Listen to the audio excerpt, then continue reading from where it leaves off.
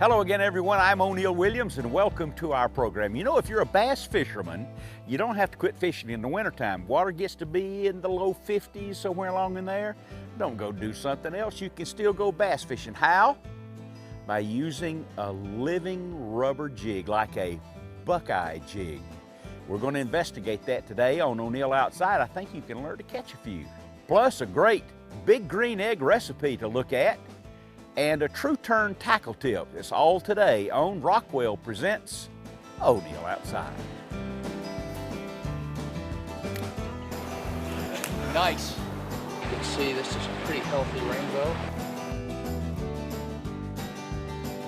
Nice largemouth bass.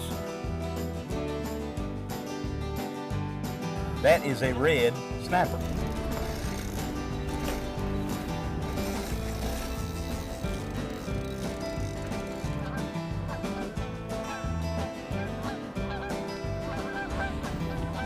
I tell you what now, if you go fishing in the winter when the water temperature is 55 degrees or below, you need to use a good multicolored living rubber jig. You need something that imitates the crawfish.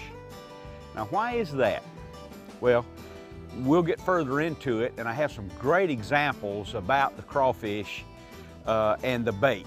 This is a Buckeye mop jig. In the wintertime, the game fish, the forage fish, the brim, the shad, the whatever, the minnows, they are like the bass. They are inactive. They're not out roaming around. So the bass needs something else. It's easier to catch and it's more available to him. Crawfish. In this life cycle, let me give it to you, the life cycle. In the summertime and into the first part of the fall, the crawfish beds up. He makes little tunnels in the mud, and that's where they lay the eggs. Early fall, they come out, they're little bitty guys, and then when the water temperature begins to fall, they're mature adults, and they're eating all the decaying matter on the plants and the logs and things of that nature. That's when you begin to use a jig. And the Buckeye lure, the Buckeye mop jig, that living rubber, is the best there is. Let's see if we can't get bit some more here. That's the reason why you'll use, and you should use more often, a crawfish imitation. O'Neill Outside, brought to you by Bass Pro Shops. Your adventure starts here. Land of Frost, great tasting Lunchmeats. Loyal pet food for a lifetime. And Shakespeare, America goes fishing with Shakespeare. The following Rockwell power tool may overwhelm you with possibilities. The Rockwell Blade Runner is the ultimate cutting machine, period.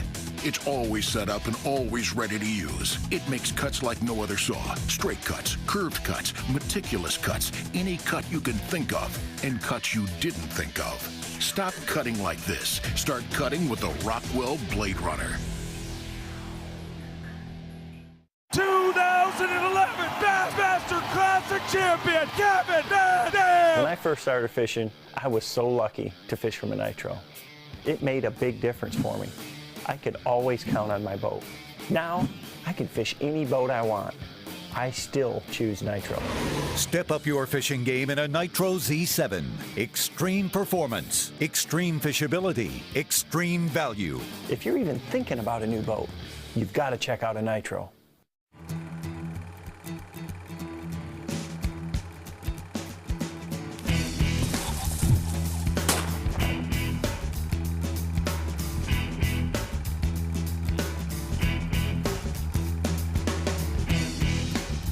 Good girl.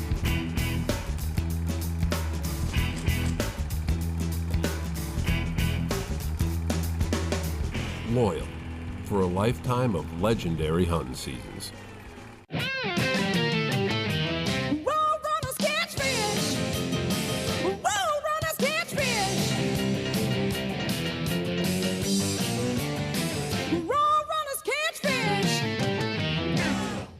Year one U1Wheels.com is your source for muscle car wheels. Classic styles in original and modern sizes. And now available 17-inch 5-spoke and snowflake wheels as low as $199 each. Update your muscle car now. Visit U1Wheels.com.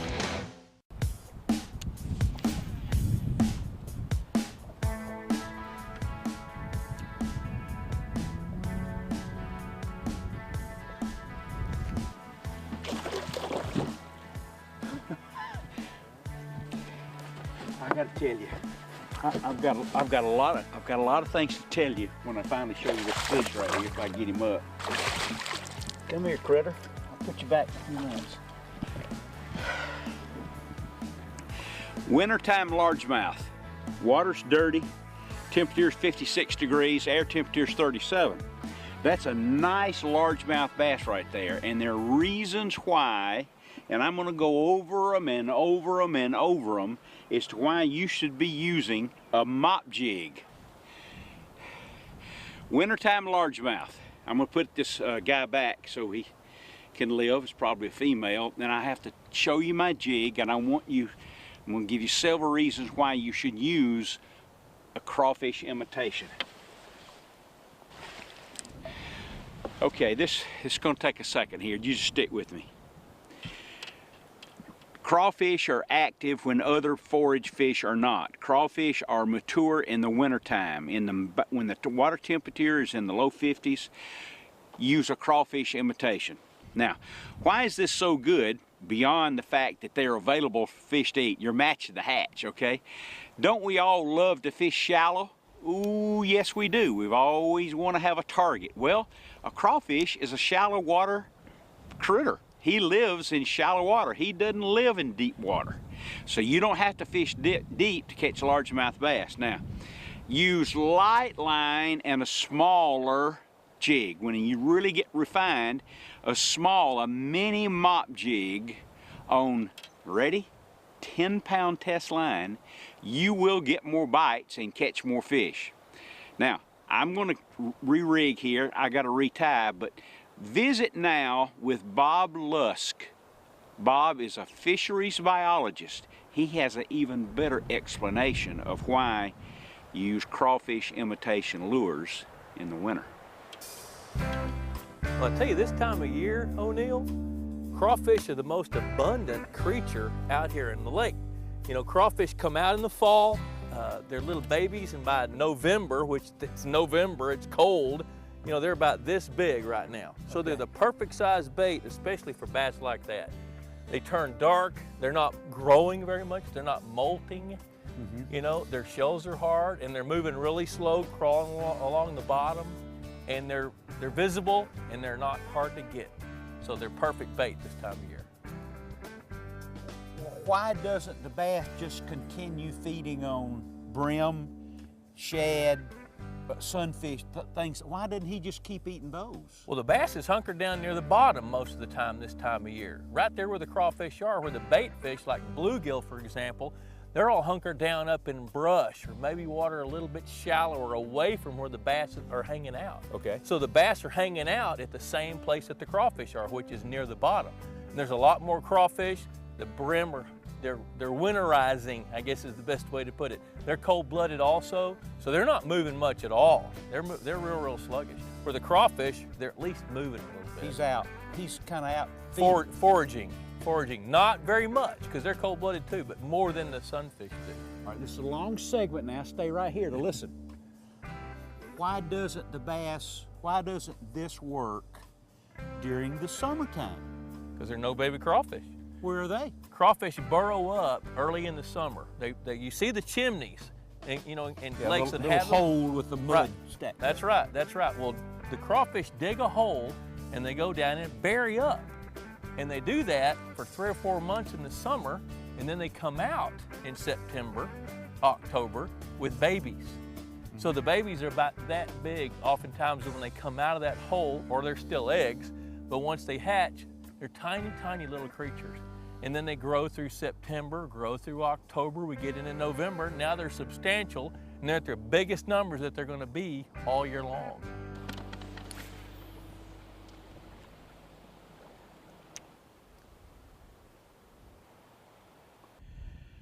If you watched the show before, you know I've recommended to you for you to be a better all-around, year-round bass fisherman, you have to use different techniques. And if you're not familiar with one, haven't used it, hadn't been tutored, hadn't been proficient at it, or grown proficient, then what you should do is get into those conditions in which that's recommended and do it all day. Do it all day. Okay. So with that in mind, again, water temperature is 56 degrees, the water's colored, it's 37-degree air temperature, it's cold. It's time for winter time and it's time for crawfish. What can you expect from that? What kind of bite? Is it going to be like a spinnerbait bite? Wham! Got him. Or a topwater worm, something like that, surface bait? Absolutely not. It's going to be very, very slight. Just a little tick. That's all you'll feel. But if you pay close attention, stay in touch with the mop jig, stay in touch with it, you'll be able to feel the bite. And as you become proficient and feel it more and more and more, you'll be comfortable with it. Now, that's the reason why when conditions are difficult, like today, then you should lighten the line and use a mini mop jig, a small bait. Put on a mop jig, fish it all day, and you'll learn about it. Okay, let me see if I can get out of here without falling in. Travis has this week's True Turn tip, and it relates to using plastics in warmer conditions. In my opinion, the #1 big bass bait is a plastic worm. Now, when you're using a curl-tail worm like this, did you know that you can speed up or slow down the descent just by how you rig the hook? Well, if you put the curl down and the hook on the bottom, it'll slow your descent when you're fishing that shallower water. Opposite goes for deep water. Tail up, hook down will speed it up so you can get it down there to the fish. You'll get a few more bites. And that's your True Turn tackle tip of the week. Hey guys, we're giving away an exciting hunt to Stone Ledge Ranch in the Texas Hill Country. To enter, text the keyword WIN to 38470. That's keyword WIN to 38470. Enter today. Rods, reels, lures, waders, life preserver, net, my goodness. Muzzle loader, rope, cleaning supplies, bullets, powder, rattling horns, binoculars, rangefinders, camo. Is that all? No, one more thing. I always hunt and fish better on a full stomach, don't you? Land of Frost, great tasting lunch meats. Now get the ultimate in performance and protection with the ultimate oil change. Royal Purple High Performance Motor Oil and Extended Life Filter. Magnified, see the filter difference. Royal Purple traps more particles, removing 99.99% of harmful contaminants. And combined with Royal Purple Synthetic Oil, you get extended performance and protection between changes. Superior filtration as well as extended protection. Get the ultimate oil change with Royal Purple. Available at performance parts retailers. This portion of O'Neill Outside is presented by your local Toyota dealer. Toyota, let's go places. Year One, your performance and restoration headquarters. And the Georgia Department of Economic Development. Visit exploregeorgia.org and discover the unexpected.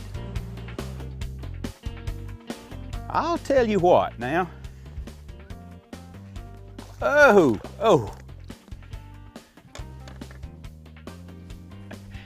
Sometimes light line doesn't let you set the hook as hard as you want, but I sure am getting bit, I'll tell you that.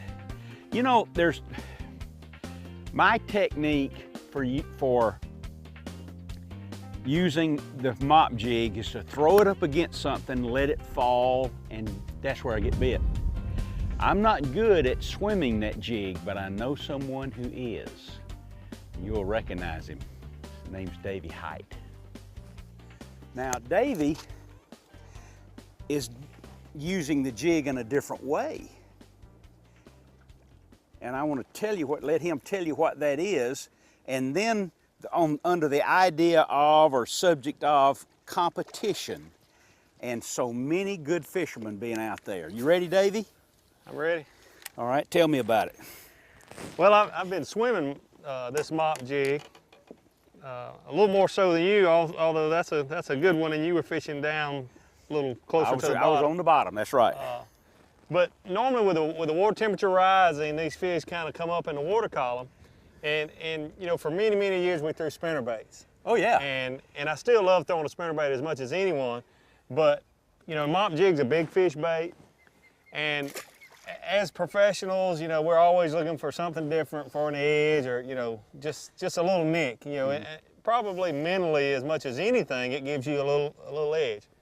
But instead of fishing a spinner bait that's got that same flash, that same vibration as probably 8 out of 10 of your fishermen that go down the bank on a beautiful Saturday, then I swim this jig up in the water column just like where a spinner bait would be. Most people fish a jig on the bottom always. I'm almost always. I have not done your method yet, and he's gotten 5 bites, and I got 1. I happened to catch this one, but does that go back to your discussion as it begins to warm, that the fish will maybe rise in the water column, and I'm going to be fishing underneath him? Absolutely, you know, and you just have to adjust from day to day. One thing that will make these fish not come up quite as much is we have such a high pressure today. So you just do a little of both. I think we're, you know, making a good team today. You fishing the jig down on the bottom more than me up top. But I'm always looking to do a little something different, and it's, you know, time on the water is everything to a weekend angler or to a tournament fisherman, or when you're filming shows. You got to be somewhere else tomorrow. You got to do a hunting show next week. So you want to maximize your time on the water. By maximizing time on the water, that means we want to have our bait in front of the fish as much as we can. Get in, get it back out. So if they're, absolutely, and if they're this far under the surface, have it that far under the surface, not 5 feet below. I'll tell you this. Crawfish imitation, the mop jig in cold water in the wintertime, let me tell you, it's quality fish. Look at this guy. Oh, come here, come here, come here, come here, come here. How about that for that jig, huh? It's got rattles in it, but super slow on light line. See if you can hear it. That's quality fish right there, I'm telling you. I've caught 5 fish today. Is that right? 5? And they're all big fish. Is that a 6-pounder, you think? Maybe? Maybe more. Wow. Be sure and give this a try now. I'm telling you, it really works. Time for this week's outdoor cooking recipe. Well, surprise everybody, Travis is gonna cook for you today because I can't get O'Neill to get off the lake. He's been out there fishing all day, so I'm gonna have dinner ready. I'm cooking a crappy pizza on the big green egg. I've got my onions and tomatoes sauteing already, and put a little oil on I got some crappie fillets right here we caught last week. Put a little olive oil on there. The big green egg Simply Sensational seasoning. There we go. Put that on there. I'm gonna take these fillets and lay them on the grill at 350 degrees for about 3 or 4 minutes on each side. And then we're gonna put our pizza together. All right, now I got my fish done, my onions and tomatoes are done. Now it's time to make the pizza. O'Neill's gonna be so proud of me for having dinner ready. All right, throw the flatbread on the grill.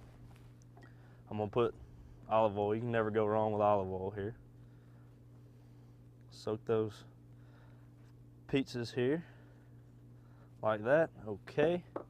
Garlic powder. See if I can do this without making a big mess. All right, got the garlic powder on there. Now's the fun part. Onions. Put some onions on both of them here. I like onions. Fish, here's our fish, it's been crumbled up. Fish, tomatoes.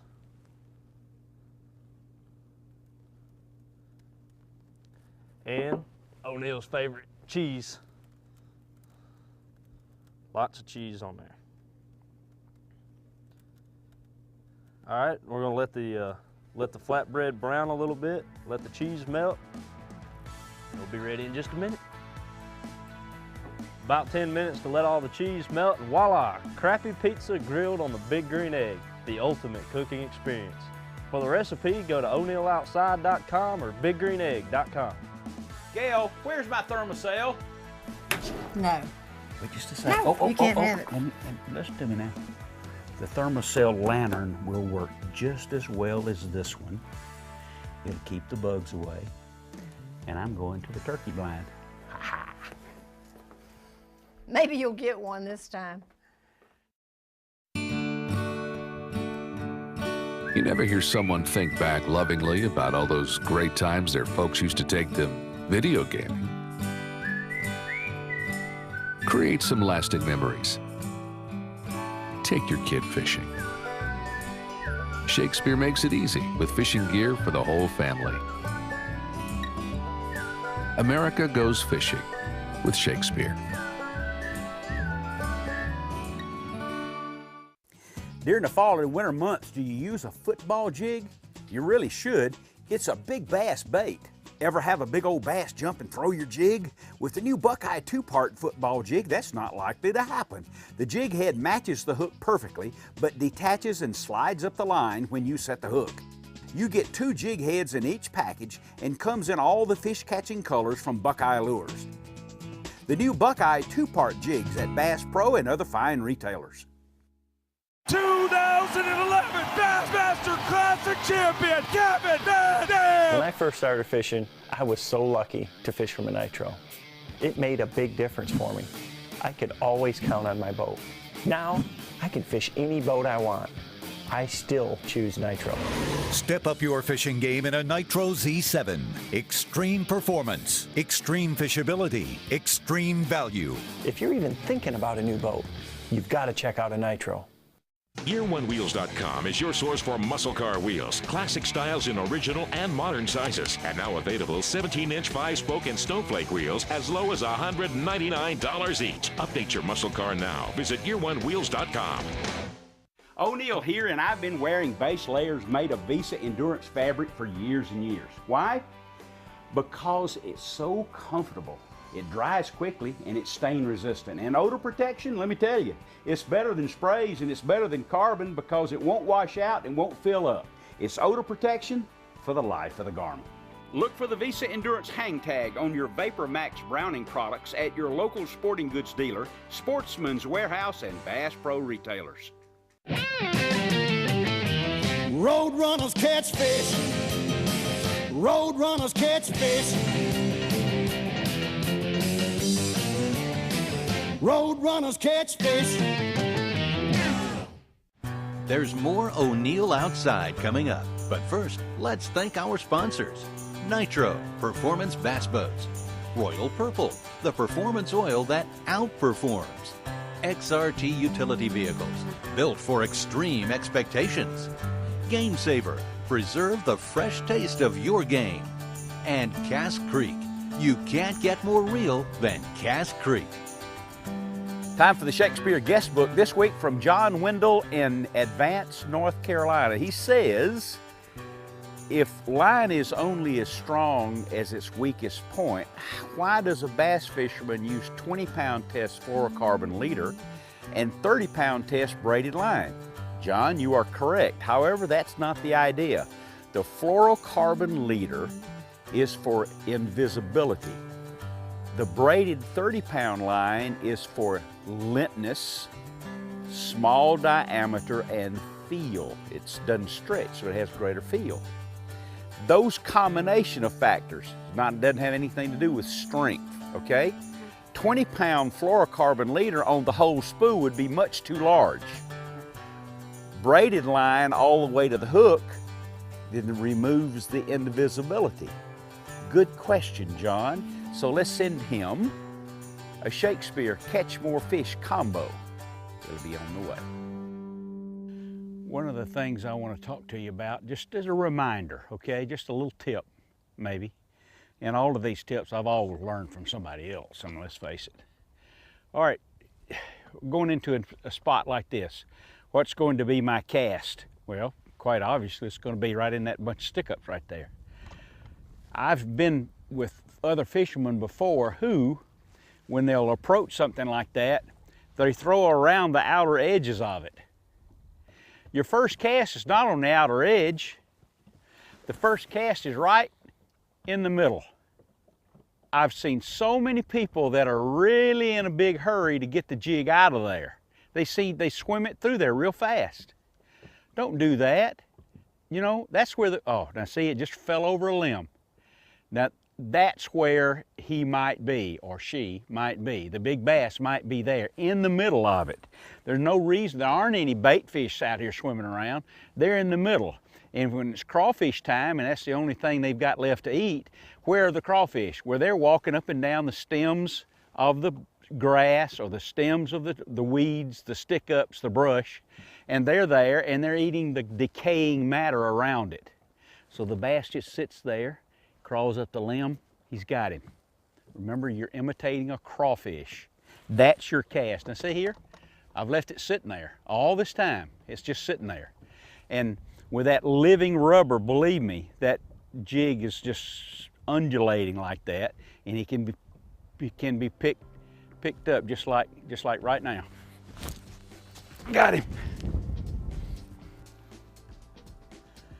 If you want to expand your fishing abilities and capabilities to include cold water in wintertime, I would imagine it might be kind of interesting for you to pick up